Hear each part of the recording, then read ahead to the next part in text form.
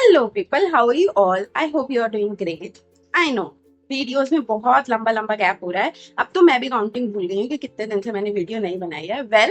मैं shorts regular upload कर रही हूँ। हाँ, सो एंगेज विद दैट। ऑल्सो आज दो तीन चीजें, थोड़ा वॉइस आप मैनेज कर लीजिएगा प्लीज। मैं कोशिश करूंगी एडिट में इसको सही करने की, but there too much noise out there. तो थोड़ा घर में शिफ्टिंग रेनोवेटिंग हो रहा है, इसलिए मुझको इस तरह से वीडियो बनानी पड़ रही है। बट हम तो यहाँ बुक कंटेंट के लिए हैं, राइट? तो आज मैं आपको एक हिंदी बुक का रिव्यू देने जा रही हूँ, बिकॉज मेरी ऑडियंस को हिंदी लिटरेचर काफी पसंद है और मेरा भी रुझान 2024 से हिंदी की तरफ काफी बढ़ गया है।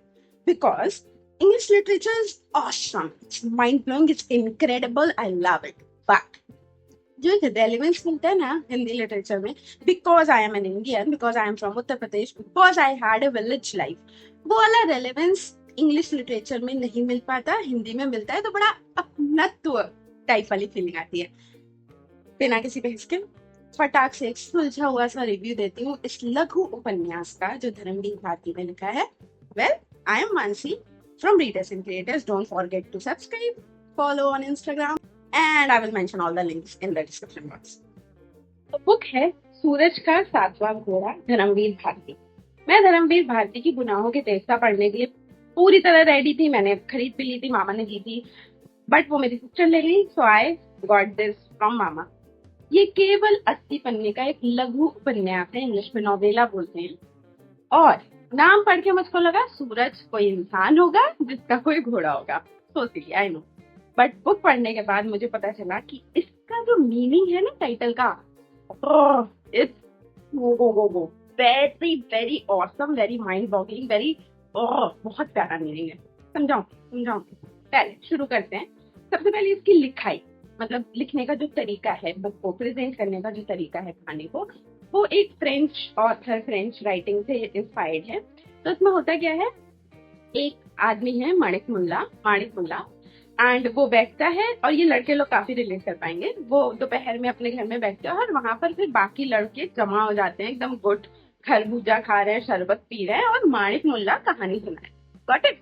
तो लाइक सरगना बोलते हैं ना हिंदी में, सरगना लीडर, वो माणिक मुल्ला कुछ उस टाइप के हैं। और वो जिस तरह से कहानियां सुनाते हैं, और जो कहानियां सुनाते हैं उन लड़कों को बहुत पसंद है, इसलिए वो कितनी भी गर्मी हो, कितना भी कुछ हो, वो पहुंच जाते हैं दोपहर में कहानी। ओके, तो ये पूरा नरेशन जो है वो माणिक मुल्ला के द्वारा किया गया है। हालांकि माणिक मुल्ला इज जस्ट अ कैरेक्टर, ठीक है। नाउ माणिक मुल्ला ने एक अध्याय कहा, एक पार्ट, अब एक कहानी सुनाई, कहानी सुनाना शुरू की, उसमें कैरेक्टर्स थे, ये हुआ वो हुआ। फिर वो अध्याय जैसे ही खत्म होता है, उसके बाद जितने लोग बैठे थे वहां, वो आपस में डिस्कशन करते हैं रात में या बाहर जाकर या शाम को, कि जो जो हमने आज सुना उस कहानी में, उसमें ये भी तो हो सकता था। उसका कंक्लूजन, निष्कर्षवादी कहानियों के लिए माणिक मुल्ला जाने जाते हैं, उसका निष्कर्ष ये भी हो सकता था, काइंड ऑफ दैट। तो ये जो लिखाई है ना, ये तरीका जो प्रेजेंट करने का स्टोरी, शुरू के 4-5 पन्ने में आप थोड़ा फंसोगे, मैं भी थी। तो लाइक आई वाज कि ये क्या है, मतलब कुछ समझ नहीं आ रहा, पल्ले नहीं पड़ रहा है। बट ग्रेजुअली बहुत ही बहुत स्मूथली समझ में आ जाएगा कहानी। पहला अध्याय, दूसरा अध्याय आपको लगेगा इतना क्या इसको प्रेज किया जा रहा है, ऐसी भी कोई राइटिंग नहीं है। तीसरे अध्याय तक आइए, तब पता चलेगा क्यों ये बुक बहुत ही ज्यादा प्रेज्ड है, अप्रिशिएटेड है, और क्यों ये 80 पन्ने में भी आपके ऊपर एक ऐसी छाप छोड़ के जा सकती है जो ताउम्र आपके साथ रहेगी। ओके, तो तीसरे चौथे अध्याय तक वो कहानी में आपको पता चलेगा ना। जो माणिक मुल्ला हैं, उनका ये कहना है कि कहानियां ऐसी होनी चाहिए जिसका निष्कर्ष जरूर निकले, जिसमें कोई समाज को लेके मैसेज हो, मॉरल मैसेज काइंड ऑफ, और जिसमें प्रेम, बिकॉज हर कहानी का कोर कहीं ना कहीं प्रेम होता है। ऑल्सो जिसमें प्रेम होता है वो कहानियां सुनने या पढ़ने में इंटरेस्टिंग होती भी हैं। ऑब्वियसली मैं हमेशा से कहते आ रही हूँ, if you are a new reader, pick up a romance, क्योंकि रोमांस एक इतना प्यारा जॉनर है कि कोई ऐसा नहीं है जिसका इंटरेस्ट उसमें डेवलप ना हो, ठीक है।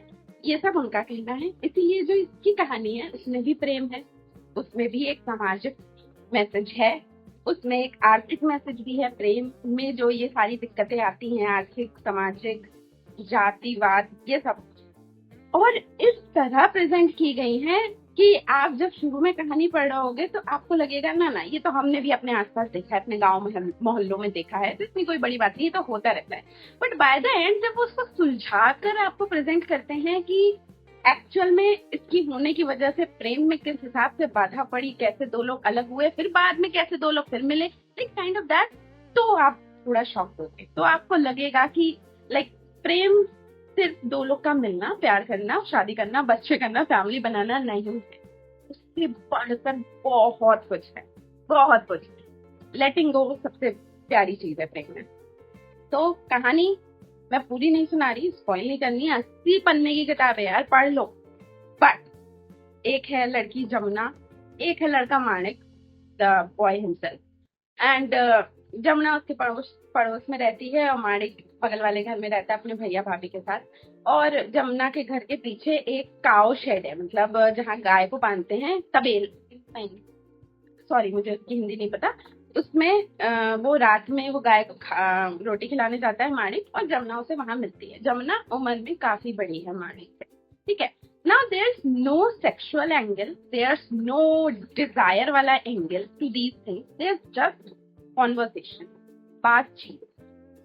और उन बातचीत में, उन जेस्चर्स में जो सामने वाला आदमी आपके लिए कर रहा है, सजना धजना बोलना, काइंड ऑफ दैट, ये सब चीजें हैं। And being an adult it was so obvious कि ये बहुत प्यारा प्यार है, ठीक है। फिर वो प्यार बिछड़ जाता है, you have to read this. उसके बाद माणिक की लाइफ में एक और लड़की आती है, फिर वो प्यार बिछड़ जाता है। फिर मैं नहीं समझ पा रही हूँ कि बिना स्पॉइल किए आपको ये स्टोरी कैसे सार में बताऊं। बस इतना बता रही हूँ कि प्रेम की जो परिभाषा हम बचपन से सीखते आ रहे हैं, या बॉलीवुड रोम कॉम में जो सीखी है, या हॉलीवुड रोम कॉम ने जो हमको सिखाई है, वो है। ऐसा नहीं है वो एग्जिस्ट नहीं करती, वो है। बट जो इसमें प्रेम की परिभाषा दी है वो कहीं ना कहीं लेट 20s वाली लड़की, 30s 40s वाले लोग बहुत बहुत अच्छे तरीके से उससे रिलेट कर पाएंगे, रेलेवेंसी मिलेगी। इसमें प्रैक्टिकलिटी है, इसमें फिक्शनल काल्पनिक कुछ नहीं है, इसमें सब रियलिस्टिक है, जो होता है, जो एक्चुअल में कुछ करता है। खास तौर से हमारी क्लास में, मिडिल क्लास, गांव के लोग, छोटी जात बड़ी जात, उन चीजों में। तो ये बहुत बहुत प्यारी कहानी है। 5-6 पन्ने थोड़ा फंसेंगे आप because of the way of writing जैसे इसको प्रेजेंट किया गया, बट उसके बाद बहुत ही प्यारी तरीके से समझ आएगा ना। लास्ट के 2-3 पन्नों में, सिर्फ लास्ट के 3 पन्नों में सूरज का 7वां घोड़ा अर्थात इस टाइटल का मीनिंग समझाया गया। एंड बिलीव मी 77 से 80 पेजेस तक है उसका मीनिंग, जस्ट 2-3 पेजेस। एंड पूरी बुक अगर आपको एवरेज लगी होगी तो इन 3 पेजेस में आपके लिए ये टॉप रीड हो जाएगी, आई कैन गारंटी दैट। सूरज का 7वां घोड़ा जो मीनिंग समझाया गया है ना, इट्स लाइक होप। होप जो लाइफ में हमारे होप होती है, सब खत्म हो जाएगा, सब। Love will be gone, friendship will be gone, relationship will be gone, but hope will be there forever. Even if you are not accepting it in words, it will be there. It will be in your heart. Hope. तो सूरज के 7वां घोड़ा is hope. Now, review हो गया मेरा खत्म। I think मैंने इतना बोला है कि आप बुक उठा लोगे। बहुत पतली सी किताब है, 2 दिन में खत्म हो सकती है, जिंदगी भर आपके साथ रह सकती है दिमाग में। बट 2-3 एक्सर्ट मतलब पैरास, मतलब लाइंस जो मुझको अच्छी लगी हैं वो मैं पढ़ के सुनाना चाहूंगी। जस्ट स्टे विद मी, क्योंकि अगर जरा भी आप किताब उठाने के लिए नहीं इन्फ्लुएंस हुए हो तो ये सुन के पक्का हो जाओगे। My favourite para from this book is, देख, अगर जिंदगी में फूल ना होते, बादल ना होते, पवित्रता ना होती, प्रकाश ना होता, सिर्फ अंधेरा होता, कीचड़ होता, गंदगी होती, तो कितना अच्छा होता। हम सब उसमें कीड़े की तरह बिलबिलाते और मर जाते।